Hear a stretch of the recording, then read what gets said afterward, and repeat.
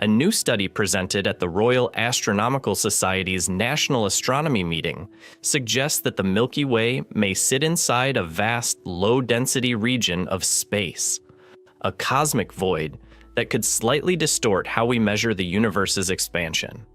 Researchers argue this local bubble might help explain the ongoing Hubble tension, the mismatch between early universe predictions and nearby observations. The evidence comes from baryon acoustic oscillations, often called the sound of the Big Bang, which provide a new way to test this idea.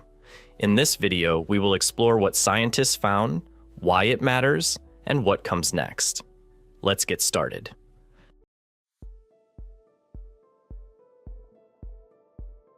The central proposal is that our galaxy may reside inside an unusually large underdense region of the universe, a cosmic void spanning roughly 1 billion light-years, with matter density perhaps around 20% below the cosmic average. Cosmic voids themselves are not unusual. The universe is structured like a web, with galaxies concentrated along filaments and clusters, separated by emptier regions. What makes this claim notable is the scale. A void this large would not be a local gap between clusters, but a feature large enough to influence measurements of cosmic expansion in our entire neighborhood. The study was presented by Dr. Indranil Banik of the University of Portsmouth, who argues that such a void could affect the observed recession speeds of nearby galaxies. The reasoning is tied to gravity and large-scale structure evolution. In an underdense region, surrounding denser areas exert a stronger gravitational pull. Over time, matter tends to flow outward from the void toward the denser exterior. If the Milky Way sits within such a region, galaxies around us would not only be moving away due to the universe's overall expansion, but would also carry an additional outward velocity caused by this gravitational flow. That extra motion matters because the expansion rate is measured through redshift, the stretching of light from distant galaxies as space expands. If local galaxies have an added outward component, the redshift we observe nearby could be slightly higher than what a perfectly uniform universe would predict. The evidence presented in support of this model relies heavily on baryon acoustic oscillations, or BAOs.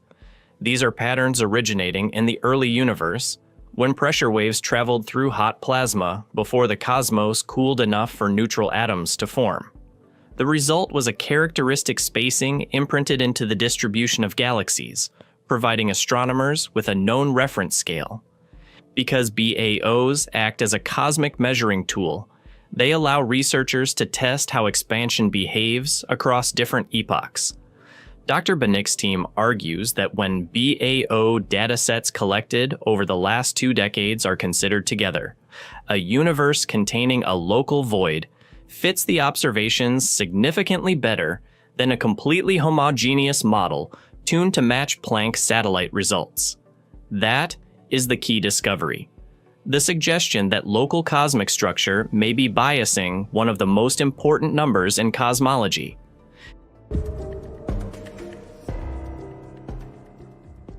The reason this proposal matters is its connection to the Hubble tension, one of the most debated problems in modern astrophysics. The Hubble constant describes the present-day expansion rate of the universe. Measurements based on the early universe, especially the cosmic microwave background observed by the Planck mission, predict a value around 67 kilometers per second per megaparsec.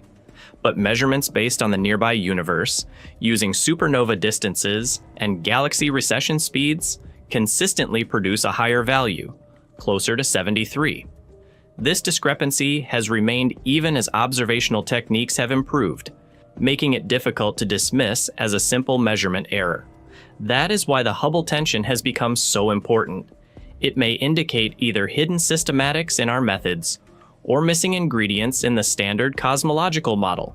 Many proposed solutions involve new physics, such as changes in dark energy behavior, modifications to gravity, or additional particle species influencing expansion in the early universe. The appeal of the local void explanation is that it does not immediately require introducing entirely new fundamental forces. Instead, It suggests the tension might be amplified by our cosmic environment. If local expansion measurements are being affected by large-scale flows associated with an underdense region, then nearby observations would naturally appear higher without changing the early universe predictions. However, this model is not without challenges. The standard lambda-c DM framework assumes that the universe becomes statistically uniform on very large scales. A void of 1 billion light-years is not impossible, but it is not something the model strongly expects to be common. There is also a geometric constraint. For the void effect to produce the observed shift, we would likely need to be positioned relatively close to the void center. While not forbidden, that requirement makes cosmologists cautious. For now, the void hypothesis remains an active proposal rather than a consensus solution. Its value lies in the fact that it is observationally testable and forces researchers to examine whether local structure could play a larger role in precision cosmology than previously assumed.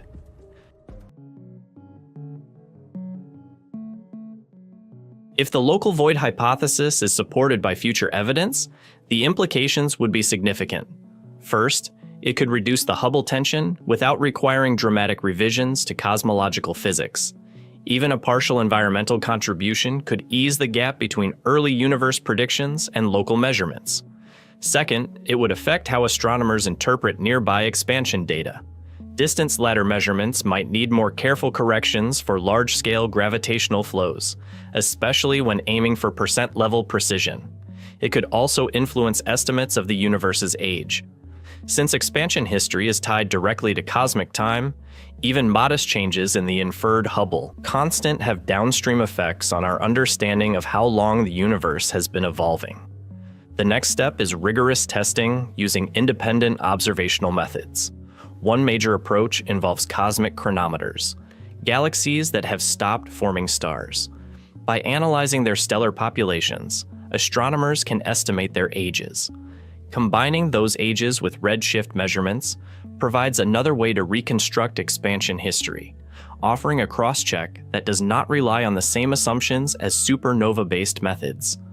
Upcoming galaxy surveys will also be critical. Deeper and wider maps of large-scale structure can determine whether an underdensity of the required scale truly exists and whether its gravitational influence matches what the void model predicts. Researchers can also examine bulk flow measurements, coherent motions of galaxies across large regions, which would be expected if matter is streaming outward from an underdense zone. The broader context is that cosmology is now operating at a level of precision where subtle environmental effects may matter. Whether or not this particular void model survives future scrutiny, it reflects the ongoing effort to understand why our best measurements do not yet perfectly align. The Hubble tension remains unresolved, but proposals like this demonstrate that the answer may lie not only in exotic new physics, but also in the detailed structure of the universe around us. The idea that we may live inside a giant cosmic void could help explain why nearby expansion measurements appear higher than early universe predictions. Future galaxy surveys and independent tests will determine whether this local bubble is real or not. Either way, it shows how our cosmic environment may shape what we observe about the universe.